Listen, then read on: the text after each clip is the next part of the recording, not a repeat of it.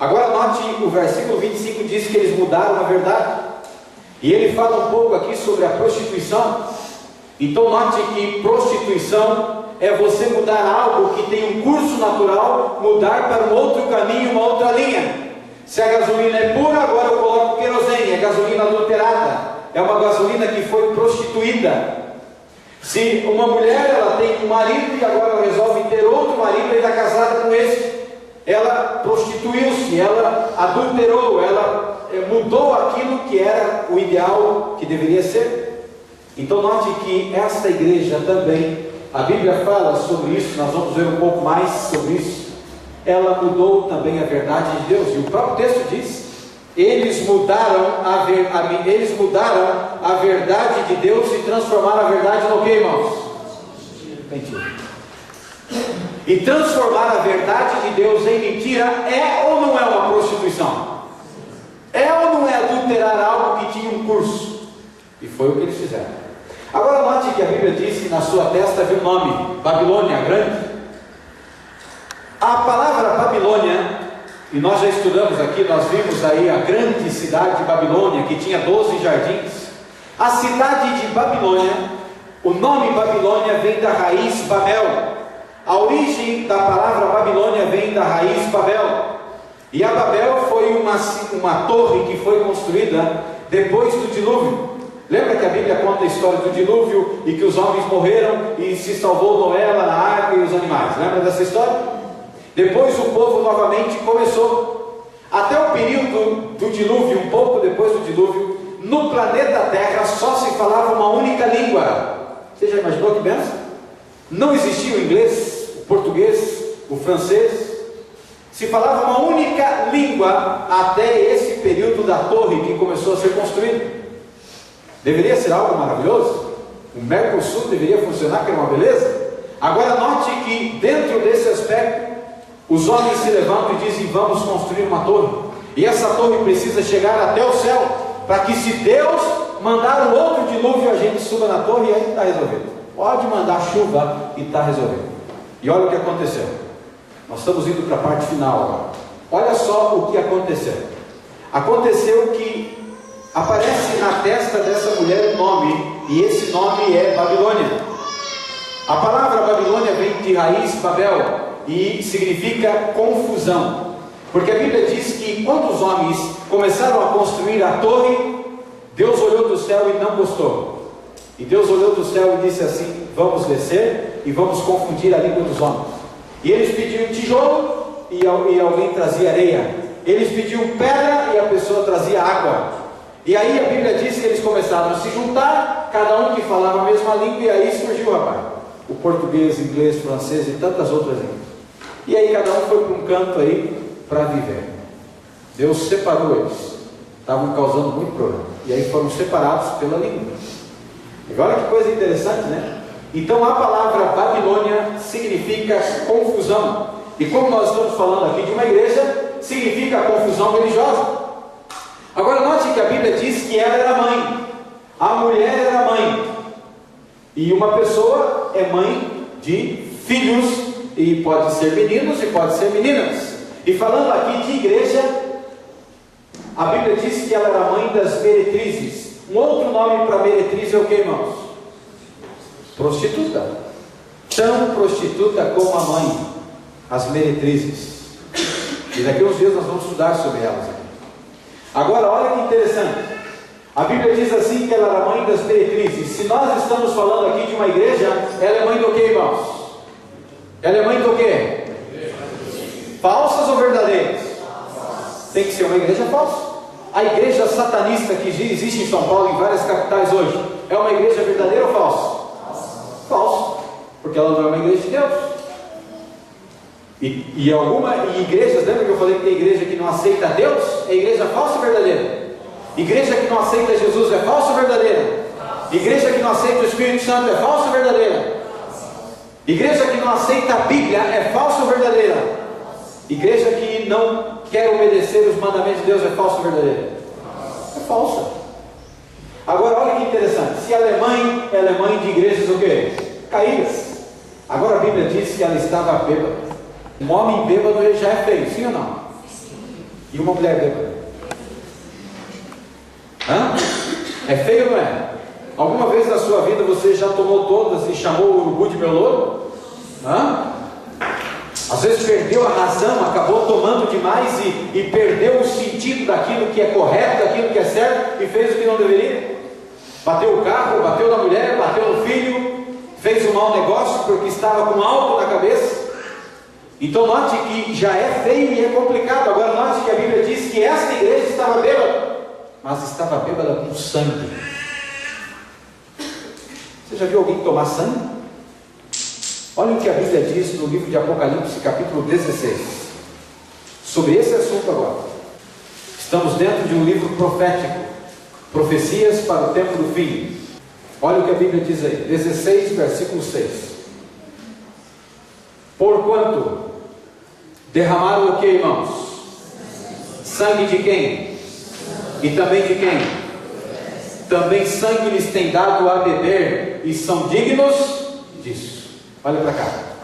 A Bíblia está dizendo aí que eles derramaram o que, irmãos? E foi sangue de qualquer um? Foi sangue de quem? E de acordo com a Bíblia, lembra domingo estudamos aqui, quem são os santos? Os que guardam o quê?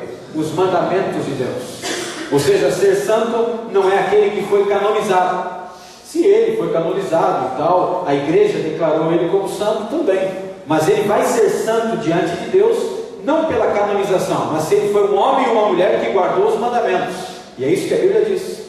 Então o homem pode até declarar alguém santo, mas não significa que para Deus ele será declarado santo. Sim ou não? Sim.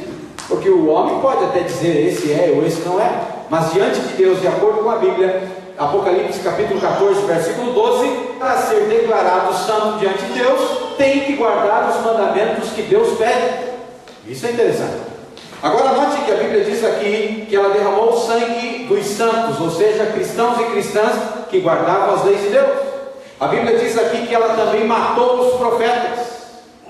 E a Bíblia diz assim que eles têm dado a beber. E note que a Bíblia diz que ela estava embriagada com sangue. Ou seja, ela não estava embriagada com pinga, mas ela estava embriagada com sangue de homens e mulheres, cristãos e cristãs de todas as épocas. Muito bem. Agora olha aqui para o telão. A Bíblia diz assim, e você me acompanha aí. A Bíblia diz na visão do profeta João, que o capítulo 17 fala de uma mulher. E essa mulher é o que, irmãos? Uma igreja. Essa igreja está assentada sobre um reino o quê? Poderoso. A Bíblia diz que esta mulher é muito rica, esta igreja é muito rica, e ela se tornou rica através da corrupção religiosa. Ou seja, se utilizando do meio religioso para enriquecer de uma forma ilegal. Porque existem duas formas de enriquecer. Existe a forma legal e existe a forma ilegal. Tem ou não tem? Tem pessoas que através do seu trabalho, de uma oportunidade na vida, eles enriquecem e criam um império financeiro. Mas muitos sobem na vida através de uma maneira corrupta. Agora olha aqui, ó. A Bíblia diz que ela tinha um cálice do que na sua mão? De ouro. Tinha três coisas. O que tinha dentro, irmãos? Abominação, o que mais? Imundícias e prostituição. De acordo com a Bíblia, a abominação é fazer o quê?